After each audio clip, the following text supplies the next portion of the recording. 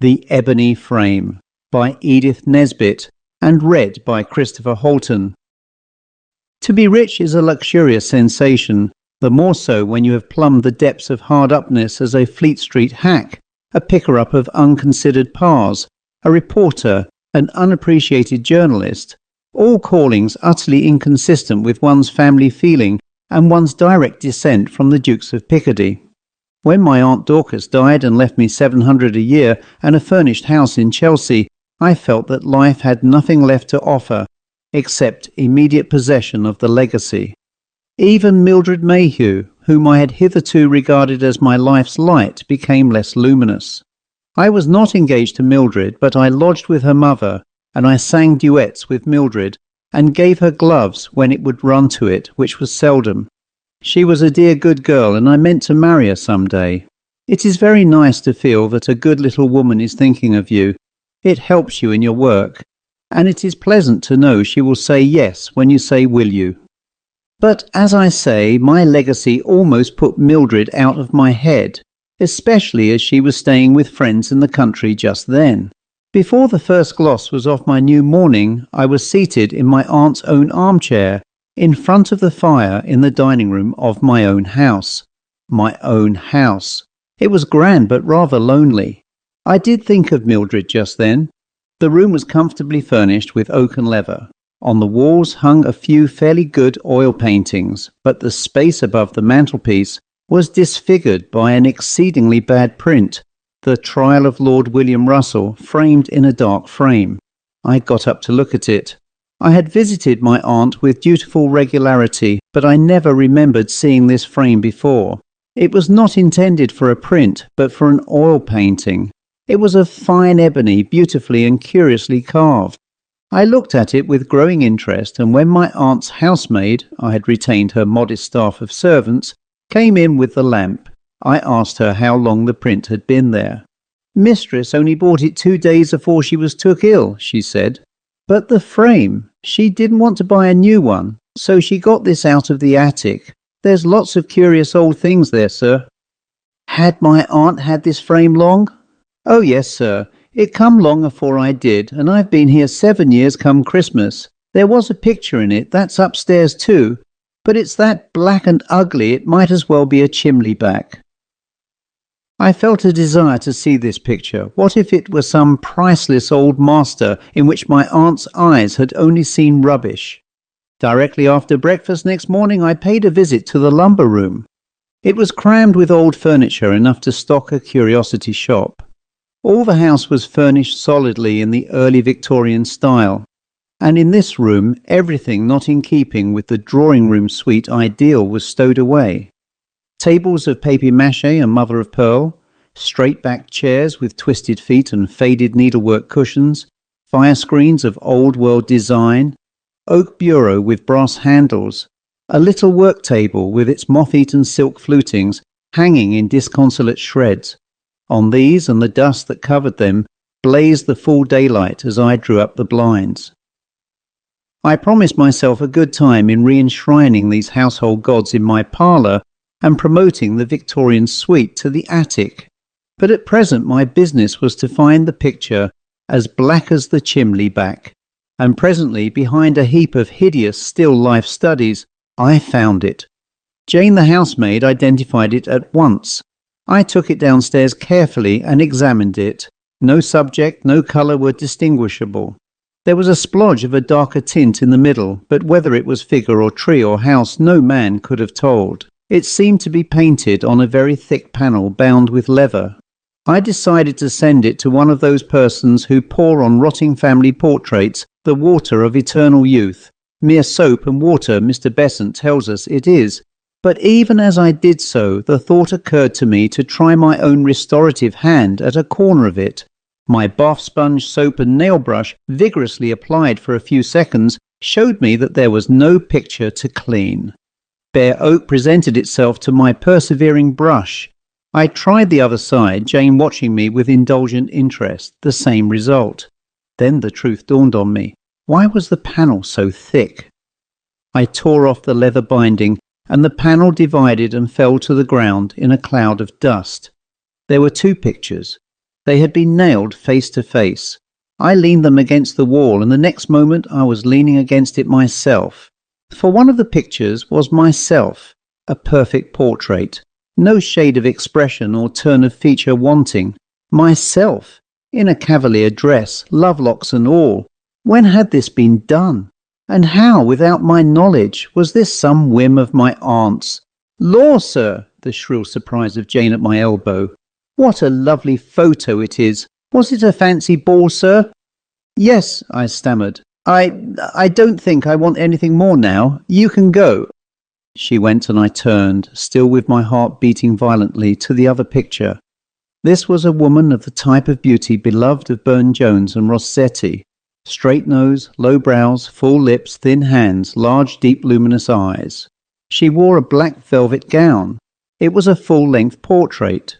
Her arms rested on a table beside her, and her head on her hands. But her face was turned full forward, and her eyes met those of the spectator bewilderingly. On the table by her were compasses and instruments whose uses I did not know, books, a goblet, and a miscellaneous heap of papers and pens. I saw all this afterwards. I believe it was a quarter of an hour before I could turn my eyes away from hers. I have never seen any other eyes like hers.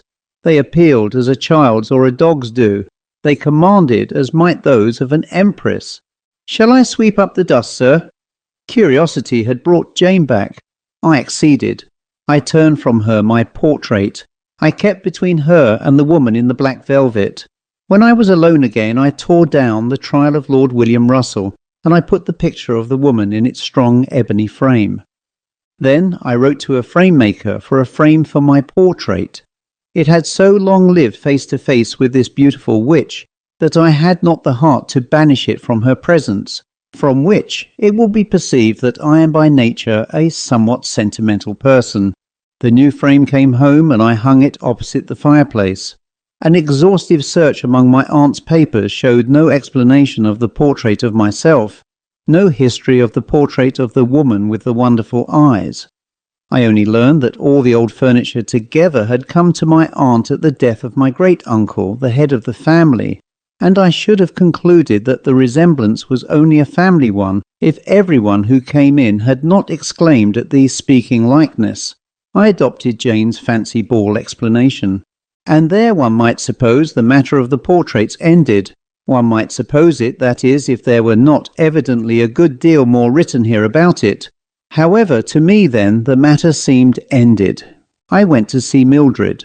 I invited her and her mother to come and stay with me. I rather avoided glancing at the picture in the ebony frame. I could not forget nor remember without singular emotion the look in the eyes of that woman when mine first met them. I shrank from meeting that look again. I reorganized the house somewhat, preparing for Mildred's visit.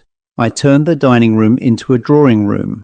I brought down much of the old-fashioned furniture, and after a long day of arranging and rearranging, I sat down before the fire, and lying back in a pleasant languor, I idly raised my eyes to the picture. I met her dark, deep hazel eyes, and once more my gaze was held fixed as by a strong magic, the kind of fascination that keeps one sometimes staring for whole minutes into one's own eyes in the glass. I gazed into her eyes and felt my own dilate, pricked with a smart like the smart of tears. "I wish," I said, "oh, how I wish you were a woman, and not a picture. Come down, come down." I laughed at myself as I spoke, but even as I laughed I held out my arms. I was not sleepy, I was not drunk, I was as wide awake and as sober as ever was a man in this world. And yet, as I held out my arms, I saw the eyes of the picture dilate, her lips tremble. If I were to be hanged for saying it, it is true. Her hands moved slightly, and a sort of flicker of a smile passed over her face. I sprang to my feet. "This won't do," I said, still aloud. "Firelight does play strange tricks. I'll have the lamp."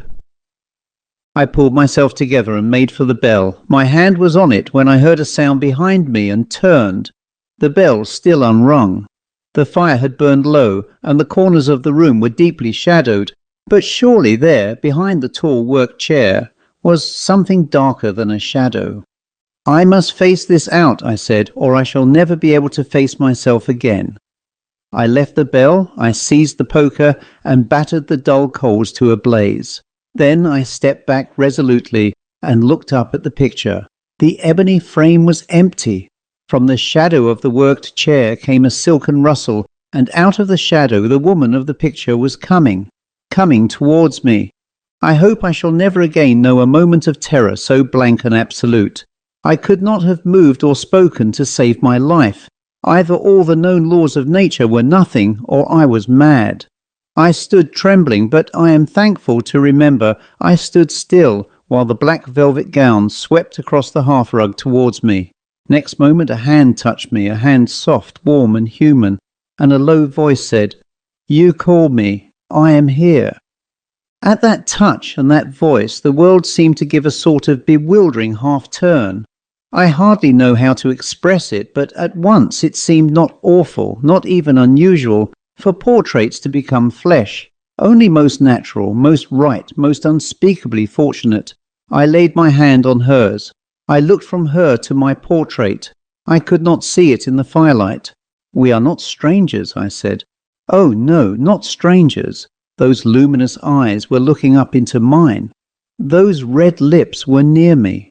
With a passionate cry, a sense of having suddenly recovered life's one great good that had seemed wholly lost, I clasped her in my arms. She was no ghost, she was a woman, the only woman in the world. "How long," I said, "oh love, how long since I lost you?" She leaned back, hanging her full weight on the hands that were clasped behind my head. "How can I tell how long? There is no time in hell," she answered. It was not a dream. Ah, no, there are no such dreams. I wish to God there could be. When in dreams do I see her eyes, hear her voice, feel her lips against my cheek, hold her hands to my lips, as I did that night, the supreme night of my life. At first we hardly spoke. It seemed enough, after long grief and pain, to feel the arms of my true love round me once again. It is very difficult to tell this story. There are no words to express the sense of glad reunion, the complete realization of every hope and dream of a life that came upon me as I sat with my hand in hers and looked into her eyes. How could it have been a dream when I left her sitting in the straight-back chair and went down to the kitchen to tell the maids I should want nothing more, that I was busy and did not wish to be disturbed? When I fetched wood for the fire with my own hands and bringing it in, found her still sitting there, saw the little brown head turn as I entered, saw the love in her dear eyes, when I threw myself at her feet and blessed the day I was born, since life had given me this, not a thought of Mildred. All the other things in my life were a dream. This, its one splendid reality. "I am wondering," she said after a while, when we had made such cheer each of the other as true lovers may after long parting, "I am wondering how much you remember of our past." "I remember nothing," I said. "Oh, my dear lady, my dear sweetheart, I remember nothing but that I love you, that I have loved you all my life.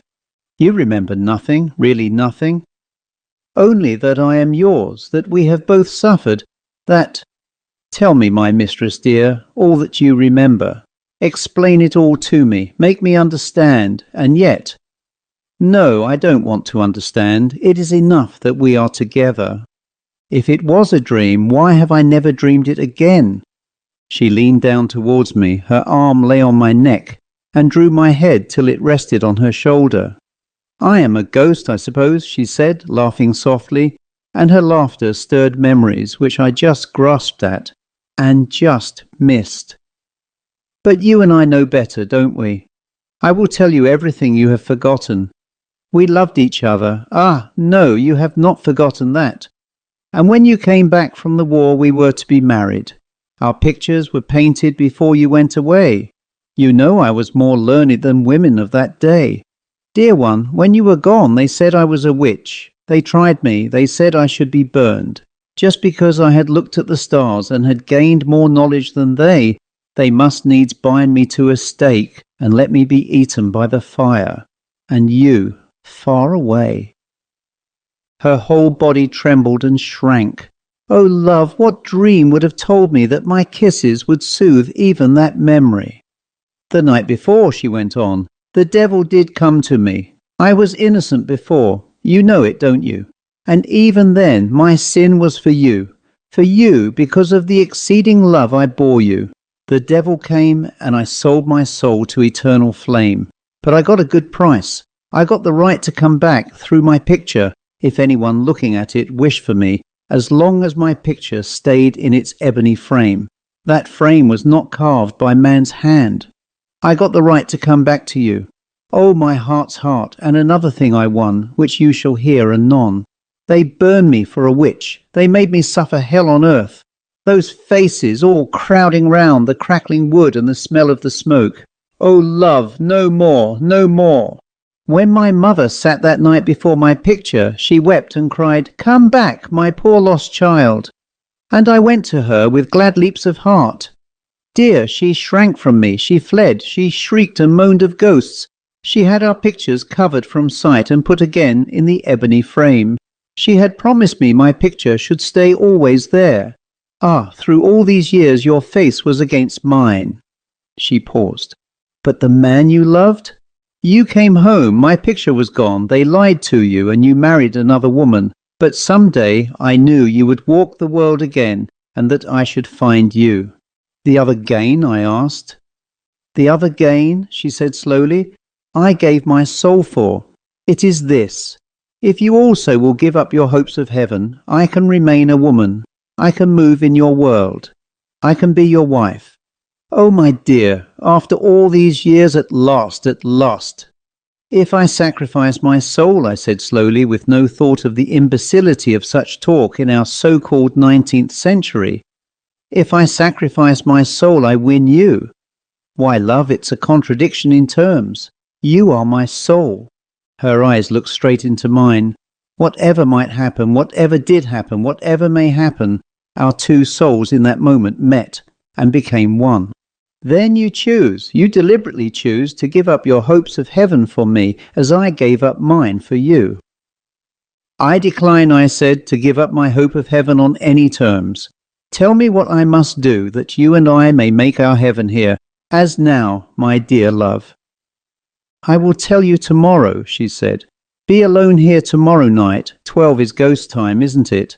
And then I will come out of the picture and never go back to it. I shall live with you and die and be buried, and there will be an end of me. But we shall live first, my heart's heart. I laid my head on her knee. A strange drowsiness overcame me. Holding her hand against my cheek, I lost consciousness. When I awoke, the grey November dawn was glimmering, ghost-like, through the uncurtained window. My head was pillowed on my arm, which rested. I raised my head quickly. Not on my lady's knee, but on the needlework cushion of the straight-backed chair. I sprang to my feet. I was stiff with cold and dazed with dreams. But I turned my eyes on the picture. There she sat, my lady, my dear love. I held out my arms, but the passionate cry I would have uttered died on my lips. She had said 12 o'clock. Her lightest word was my law. So I only stood in front of the picture and gazed into those grey-green eyes till tears of passionate happiness filled my own. Oh, my dear, how shall I pass the hours till I hold you again? No thought then of my whole life's completion and consummation being a dream. I staggered up to my room, fell across my bed, and slept heavily and dreamlessly. When I awoke, it was high noon. Mildred and her mother were coming to lunch. I remembered at one shock Mildred's coming and her existence. Now indeed the dream began, with a penetrating sense of the futility of any action apart from her. I gave the necessary orders for the reception of my guests. When Mildred and her mother came, I received them with cordiality, but my genial phrases all seemed to be someone else's. My voice sounded like an echo, my heart was unaware. Still, the situation was not intolerable until the hour when afternoon tea was served in the drawing-room. Mildred and her mother kept the conversational pot boiling with a profusion of genteel commonplaces, and I bore it as one can bear mild purgatories when one is in sight of heaven. I looked up at my sweetheart in the ebony frame, and I felt that anything that might happen, any irresponsible imbecility, any bathos of boredom, was nothing if, after it all, she came to me again.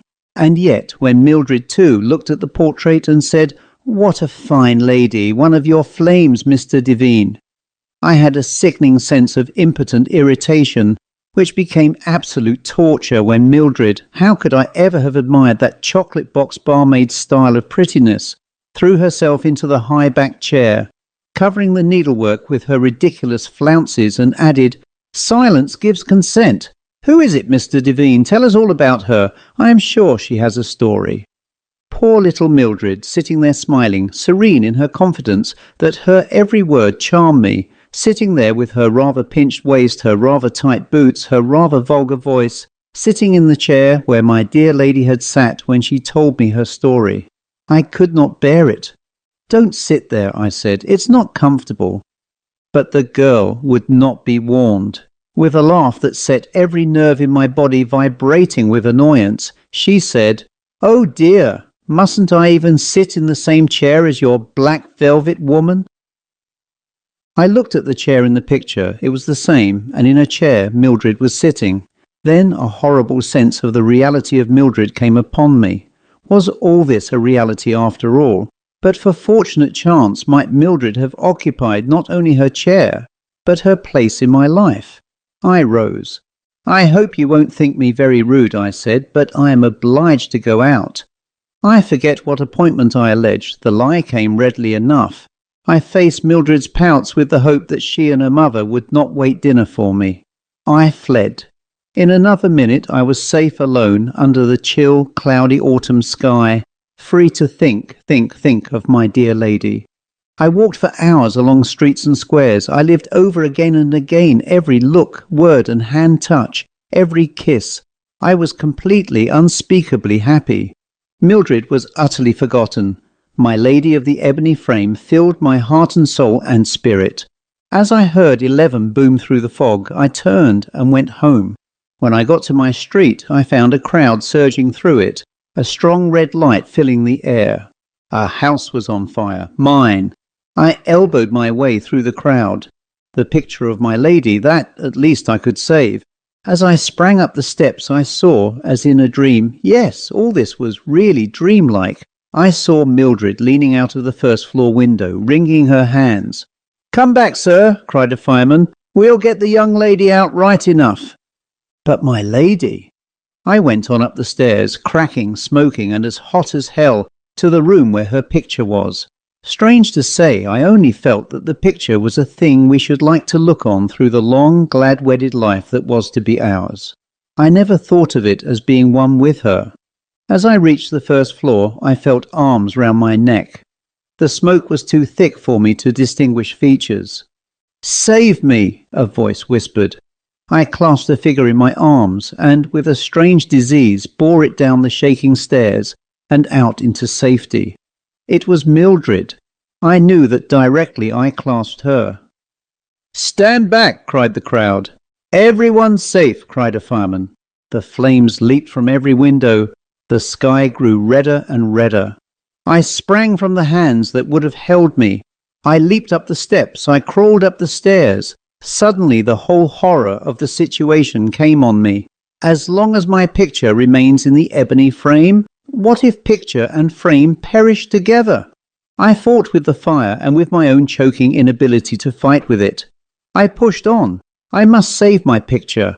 I reached the drawing room.